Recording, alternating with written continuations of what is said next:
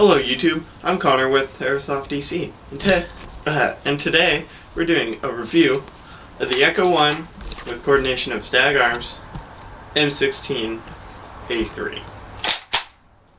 Now, the entire gun, except for the barrel assembly and the rear and front sights and delta ring, is plastic. However, it's a pretty good plastic, to tell you the honest truth.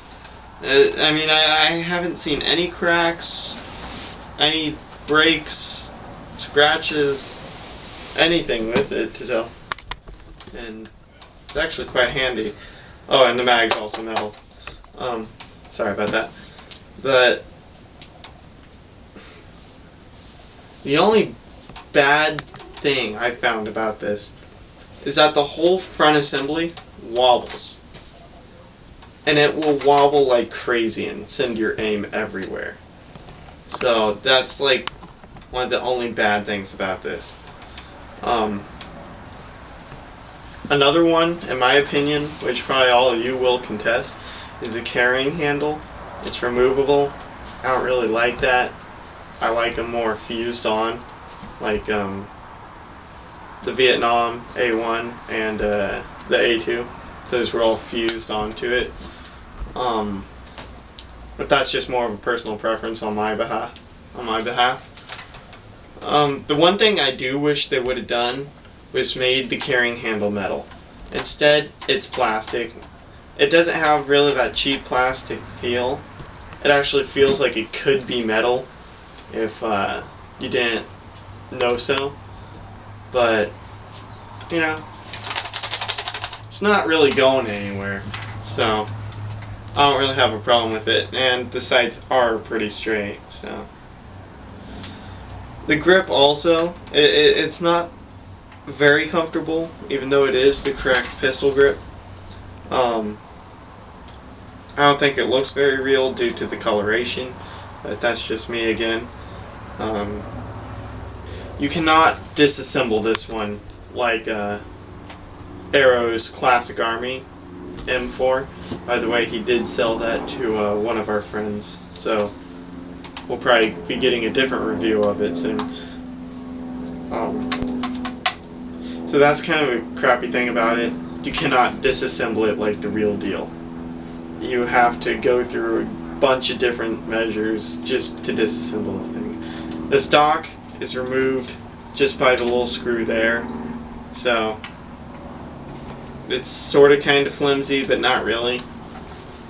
The handguards, again, plastic.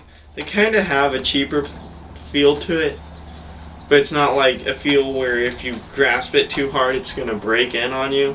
I mean, you can hit it and all kinds of stuff and it won't do anything.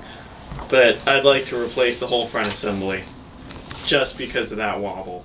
The wobble is annoying, and that wobble actually leads to the whole front assembly of your gun coming off and having the rest of the gun fall away.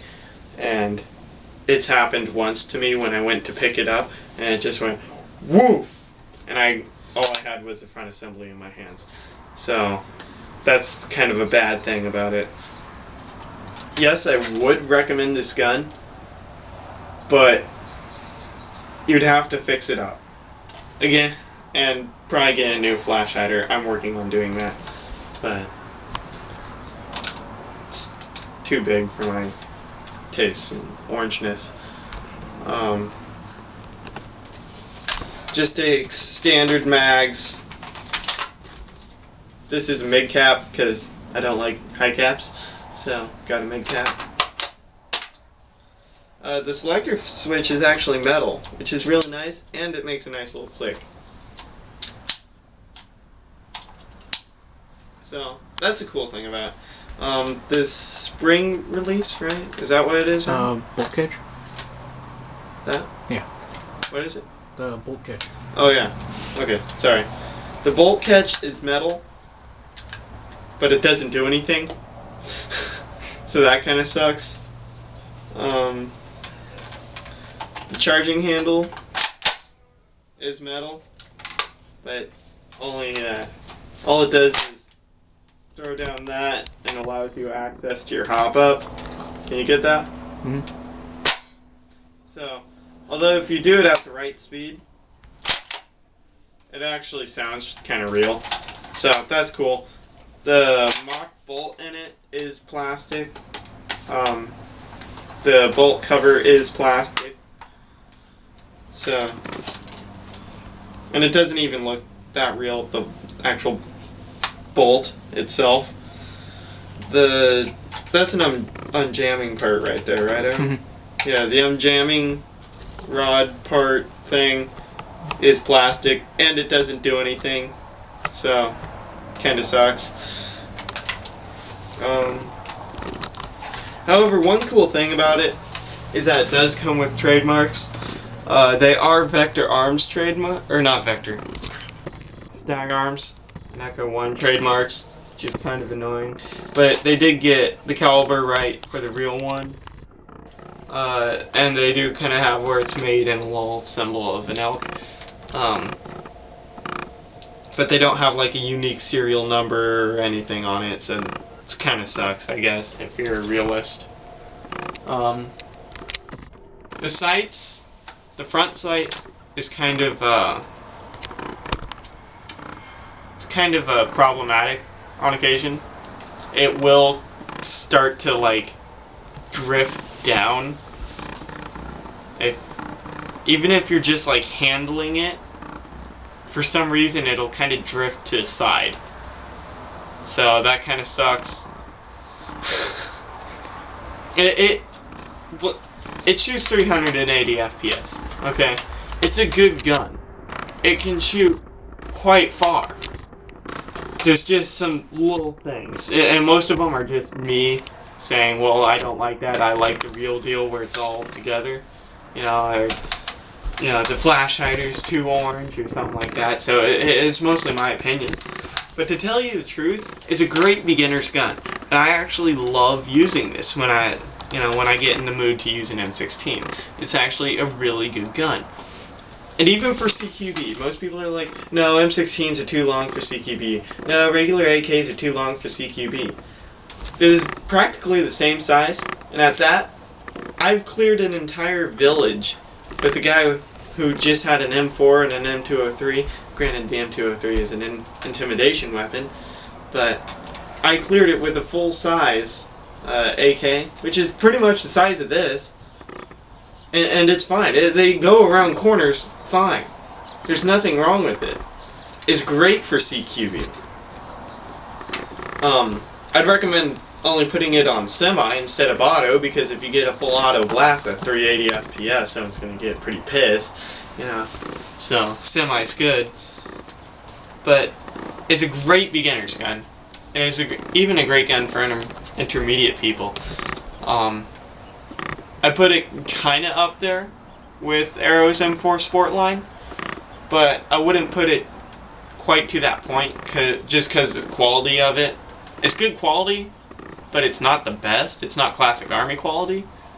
So, all in all, I give it a 4 out of 5. So, there it is again. I actually widened the sights, by the way, so I could kind of see it better. Kind of works, kind of doesn't. Oh, the trigger is metal too. So, it's a great gun. Shoots solid. If you replace the front assembly, you'll be golden. You don't really need a tight bore barrel in it, also. It shoots pretty straight, all the way up until about 150 feet. So if you have some kind of an optics on it, you're actually going to be watching your rounds go down. And you'll probably get a variance of only about, a foot or so. Probably about that. So you're still going to be hitting people probably within 2 shots.